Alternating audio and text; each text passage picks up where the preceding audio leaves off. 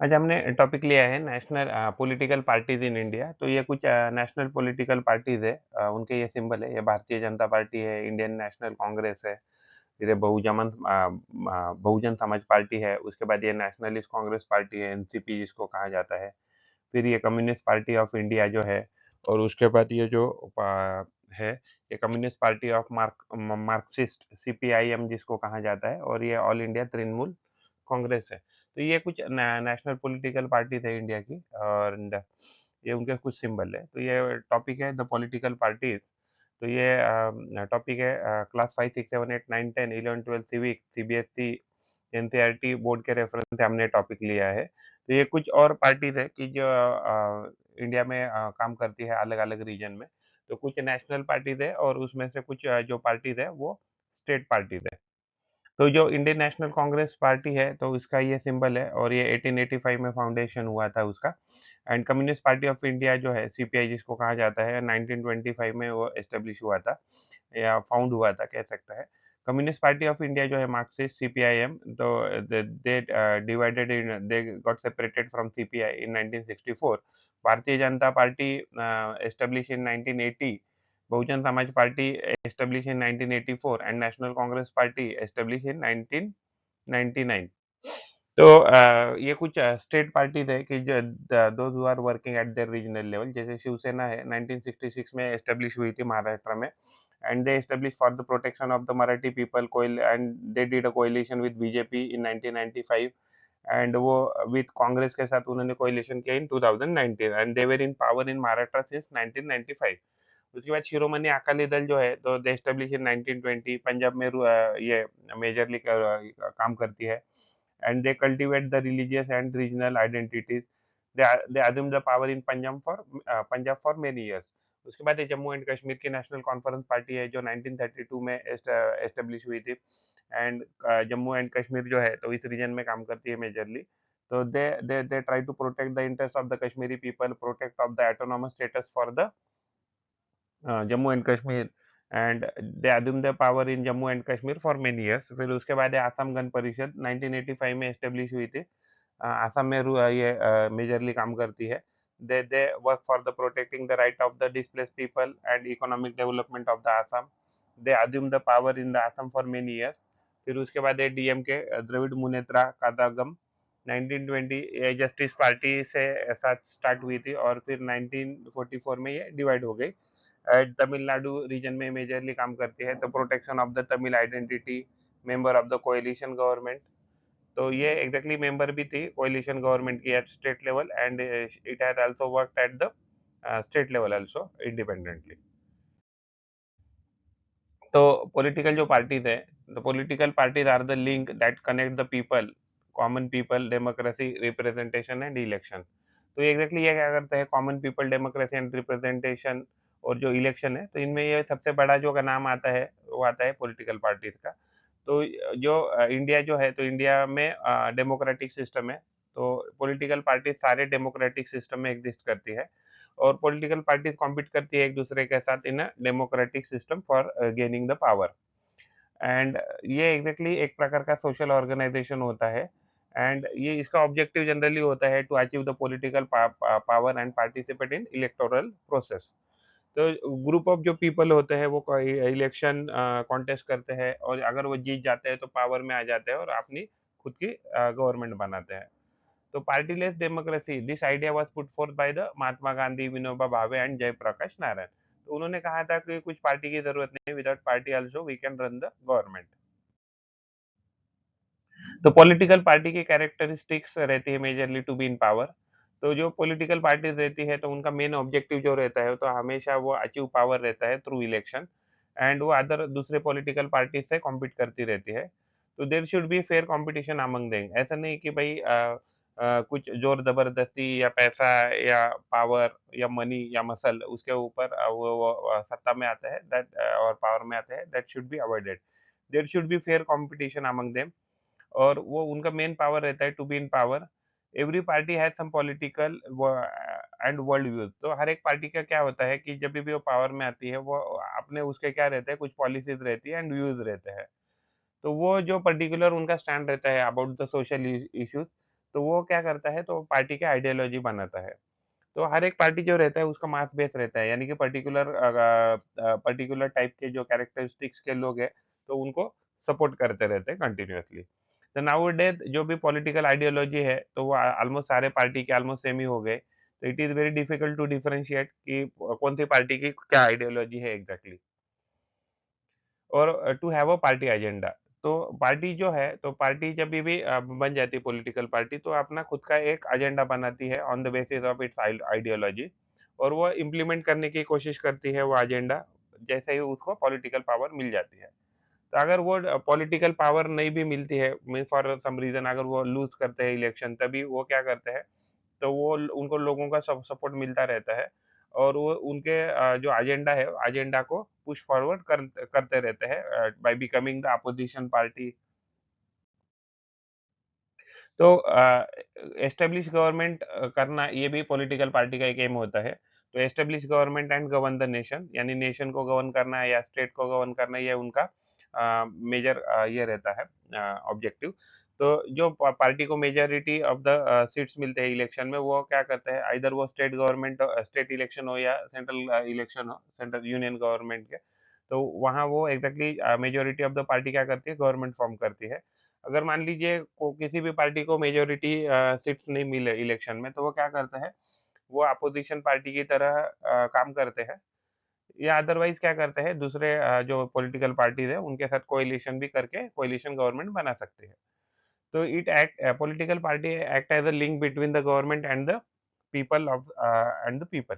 तो political parties क्या करती है, तो कम्युनिकेट करती है डिमांड, जो लोकल जो डिमांड है या लोगों की जो डिमांड है, वो गवर्नमेंट के पास कम्युनिकेट करने का काम करती है, एंड जो भी कंप्लेंट है लोगों की, वो भी गवर्नमेंट को पास ऑन करने की ये कम्युनिकेट करती है।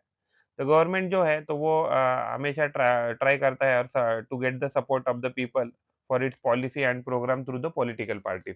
यानी कि बहुत सारे गवर्नमेंट जो होते हैं, वो पॉलिटिकल पार्टीज को खुश करके जो लोग हैं, लोगों का सपोर्ट पाने की कोशिश करते रहते हैं। तो जो कांग्रेस है, the changing nature system in India, the Congress जो था इनिशियली व्हेन इंडिया आज़ाद नहीं हुआ था या इंडिपेंडेंट नहीं था, तो Congress was the very strong political party. And उसके बाद जैसे ही हमें इंडिपेंडेंस मिला, तो after independence the Congress emerge as the one of the biggest political party in India. Congress जो है, तो it had a majority at the centre and most of the state, यानी कि ऑलमोस्ट सारा India was ruled by Congress only. तो Indian politics was controlled by the Congress party for many years.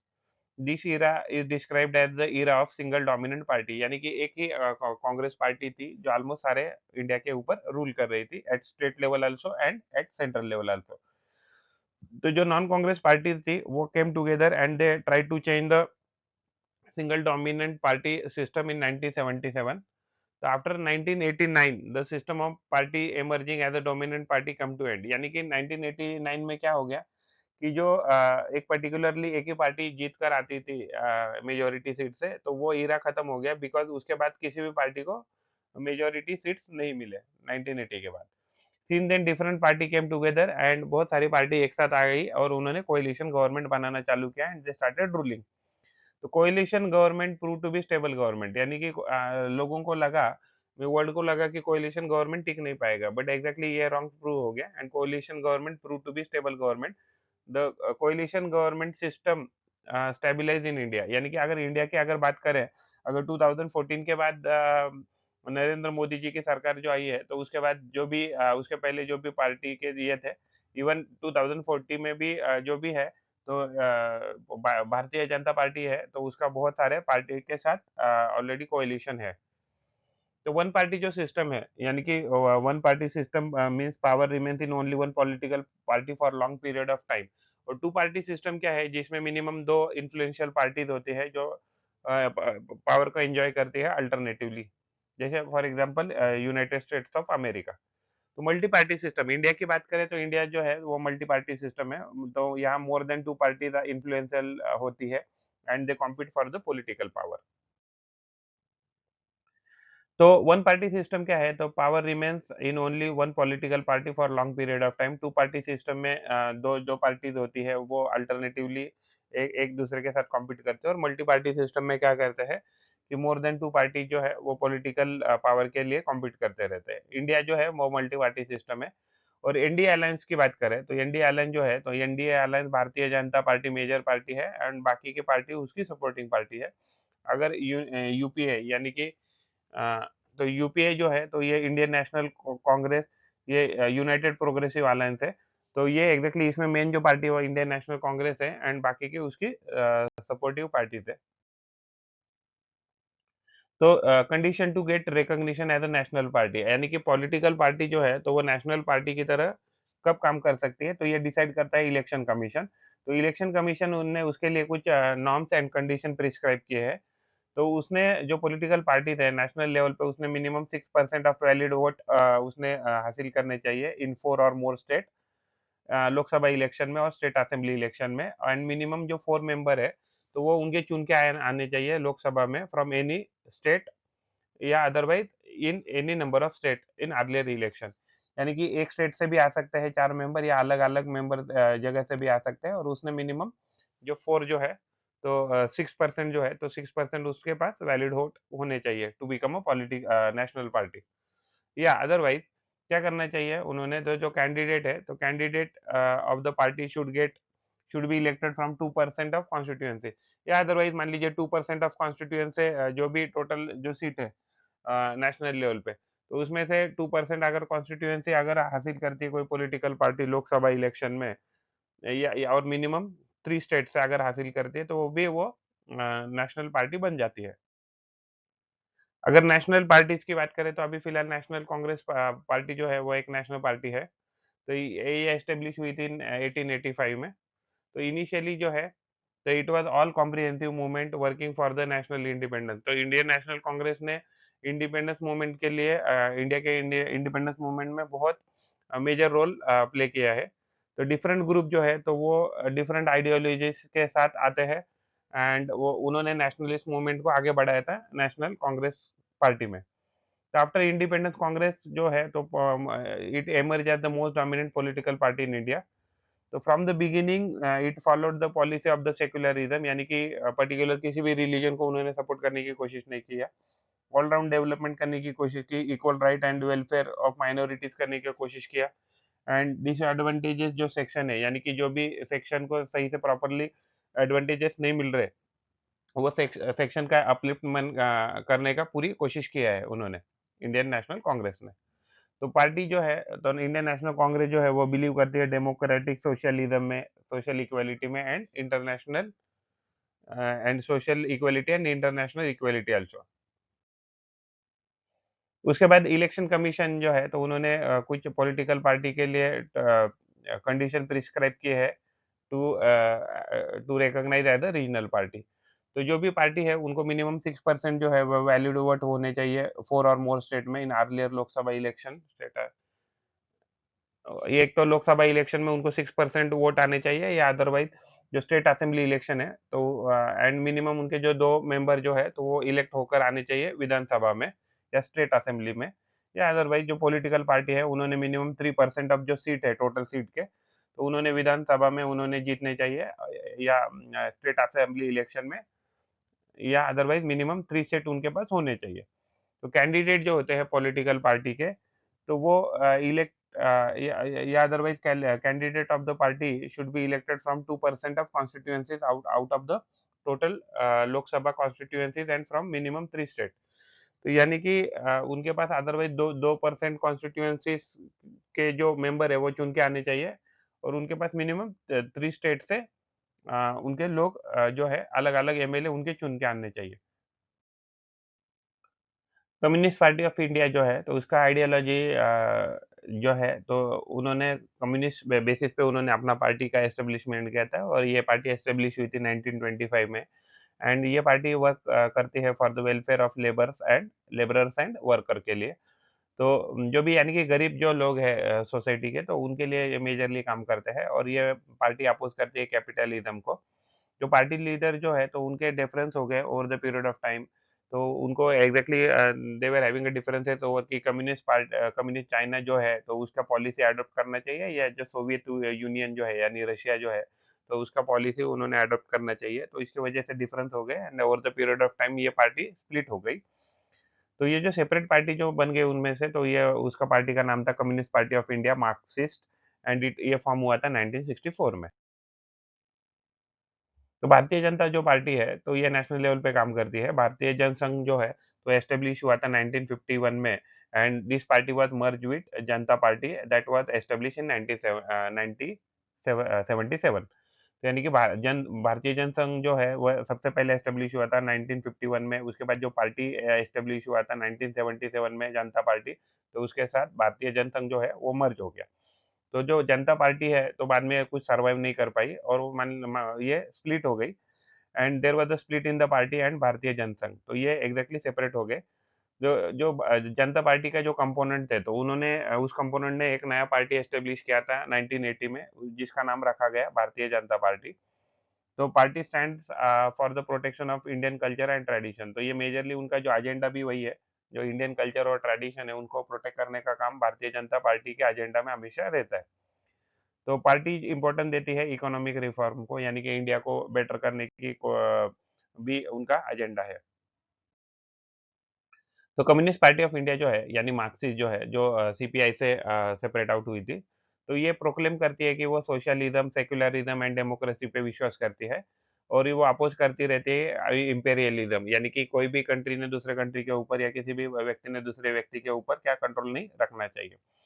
तो policy उनका जो है, तो to protect the interest of worker, farmer, landless labourer, तो जो भी गरीब जो स्ट्रैटा ऑफ सोसाइटी है, तो उनका प्रोटेक्शन के लिए ये पार्टी पर्टिकुलरली काम करती है। तो बहुजन समाज जो पार्टी है, तो ये प्रोफेस करती है सोशलिस्ट आइडियोलॉजी, यानी कि सोशलिज्म पे ये विश्वास करते हैं, ऐसा इनका कहना है बहुजन समाज पार्टी का। तो दे एस्टेब्लिश इन 1984, तो उनका ऑब्जेक्टिव था to protecting the interest of the majority, यानी कि जो सोसाइटी का जो मेजॉरिटी ऑफ द हिस्सा है, वो क्या रहता है, गरीब ही रहता है। तो ये जैसे शेड्यूल कास्ट है, शेड्यूल ट्राइब्स है, रिलीजियस माइनॉरिटी है, या अदर बैकवर्ड जो भी क्लासेस या गरीब लोग हैं, तो उनके अपलिफ्टमेंट के लिए बहुजन समाज पार्टी जो है, वो काम करती रहती है। And it aims to give the power in the hands of the majority, यानी कि जो भी गरीब जनता है या मेजॉरिटी ऑफ द जो जनता है इंडिया की, तो उसके हाथ में पावर देने का ये लोग थॉट प्रोसेस रखते हैं। नेशनल कांग्रेस पार्टी, तो नेशनल कांग्रेस जो पार्टी है 1999 में फॉर्म हो गई, एंड ये एग्जैक्टली स्प्लिट हुआ था कांग्रेस पार्टी में, और वहाँ से एग्जैक्टली ये पार्टी फॉर्म हो गई। तो उसकी जो वैल्यूज़ है, the democracy, equality and secularism पे ये पार्टी विश्वास करती है।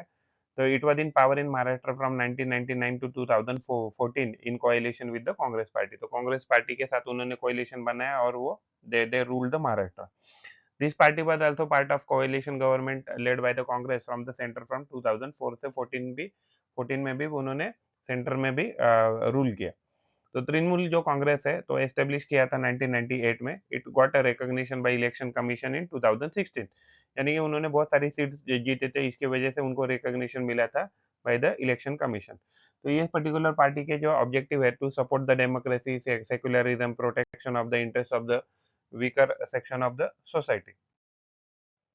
तो रीजनल जो पार्टी थे, तो रीजनल पार्टी जो होते हैं, वो डेवलप होती है consciousness about the development of a region, यानी कि पर्टिकुलर रीजन में डेवलपमेंट होना चाहिए, वहाँ का जो फीलिंग है, जो लोगों का फीलिंग है, तो वो एग्जैक्टली सेंटर लेवल तक पहुँचना चाहिए, यानी कि उनके जो भी प्रॉब्लम है, वो सॉर्ट आउट होने चाहिए। To the region should have a claim over the resources and employment opportunity, यानी कि पर्टिकुलर जो लोग हैं रीजन के, तो वहाँ उनका एम्प्लॉयमेंट मिलना चाहिए, उनका डेवलपमेंट होना चाहिए, उसके लिए रीजनल पार्टीज कंटिन्यूअसली काम करती रहती है। तो जो भी लिंग्विस्टिक, यानी कि भाषा के आधार पर, रीजन के आधार पर, कल्चर के आधार पर, या अदर को जो भी रीजनल आइडेंटिटी है, उसके आधार पर या बेसिस पे ये पार्टी इंडिपेंडेंट पॉलिटिकल पार्टी क्या करती है, प्रेशर ग्रुप बनाती है at state level also, at national level also, जिसकी वजह से जो स्टेट गवर्नमेंट हो या नेशनल गवर्नमेंट है, तो उनको उनकी बात माननी पड़ती है। तो ये उनको एक प्राउड फीलिंग भी होता है रीजनल पार्टीज का ऑफ देयर डिफरेंट आइडेंटिटी, जो इन्फ्लुएंस करते रहती है लिमिटेड रीजन में, but they influence at national politics too, यानी कि कुछ कुछ रीजनल पार्टी है जो नेशनल पॉलिटिक्स में भी बहुत ज्यादा इम्पैक्ट डालती है। तो they give preference to regional problems, demand more autonomy and authority, यानी रीजनल पार्टी रीजनल प्रॉब्लम्स के लिए सबसे ज्यादा काम करने की कोशिश करते हैं, and they demand for more autonomy and authority. They cooperate with federal government, even try to protect their identity. यानी कि जो भी फेडरल गवर्नमेंट है, भले वो स्टेट गवर्नमेंट हो या ना यूनियन गवर्नमेंट हो, तो वहाँ उनको कोऑपरेट भी करते हैं टू प्रोटेक्ट देयर आइडेंटिटी। तो changing nature of regional party, यानी कि जो रीजनल पार्टीज है अभी वो क्या है, धीरे धीरे नेशनल पार्टी की तरह उभर रही है। तो इनिशियली जो स्टार्टेड, जो सेपरेटिस्ट मूवमेंट था, जैसे खलिस्तान, द्रविडिस्तान, विदर्भ, सेपरेट विदर्भ, ये जो मूवमेंट हो गई है, तो नाउ दिस पार्टी और this political groups have started demanding more autonomy rather than independent state। तो जो उनका जो अभी डिमांड है, तो उनका पावर है, मोर पावर उनको मिलना चाहिए, development of that particular region होना चाहिए। जैसे फॉर एग्जांपल शिवसेना है, तेलुगु देशम पार्टी है। Now this party is entering into mainstream politics to influence the national level. तो अभी ये पार्टी क्या कर रही है, तो मेन स्ट्रीम पॉलिटिक्स में भी आ रही है, नेशनल लेवल के पॉलिटिक्स में भी आ रही है, इवन स्टेट लेवल के भी पॉलिटिक्स में आ रही है। And they are trying to control the state level politics और otherwise national level politics, and to change their situation. अगर आपको इसका पीडीएफ चाहिए तो ये इसके डिटेल्स है। If you like the effort and information, then please like video and subscribe the channel and provide your valuable comment in the comment box or WhatsApp number 8055638591। Thanks for watching। Thank you। पढ़ते रहिए, बढ़ते रहिए। Keep learning, keep growing। Thank you।